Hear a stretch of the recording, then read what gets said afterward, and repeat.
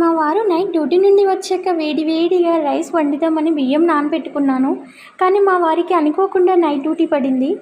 So ఈ బియ్యాన్ని ఏం చేద్దామా అని ఆలోచించాను. వెంటనే ఒక థాట్ వచ్చిందండి.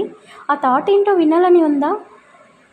ఏం లేదండి, అరిసెలు చేద్దామని ఫిక్స్ అయ్యాను. ప్రాసెస్లోకి వెళ్దాము.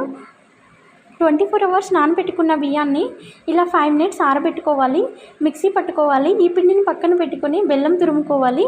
ఒక కడాయిలో తురిమిన బెల్లాన్ని అందులోనే కొంచెం వాటర్, కొంచెం నెయ్యి వేసుకొని కలుపుకోవాలి. ఇది లేగత పాకం వచ్చాక ఇలాచీ వేసుకొని, నువ్వులు వేసుకొని స్టవ్ ఆఫ్ చేసుకొని పక్కన పెట్టుకోవాలి.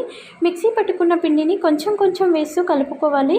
అరిసెలు ప్రిపేర్ చేయడం కోసం కడాయి పెట్టుకొని ఆయిల్ వేడయ్యాక అరిసెలని ఆయిల్లో వేసుకోవడం అండి. ఎంతో టేస్టీగా ఉండే అరిసెలు రెడీ అండి. నోట్లో వేసుకుంటే కరిగిపోతాయి, అంత బాగుంటాయి టేస్ట్. మీరు ట్రై చేయండి. చాలా సాఫ్ట్గా వచ్చాయండి. చూడండి వీడియోలో ఇలా తుంచినా కూడా మధ్యలో పిండి పైన లేయర్లా చాలా బాగున్నాయి. నచ్చితే లైక్ ఇవ్వచ్చుగా.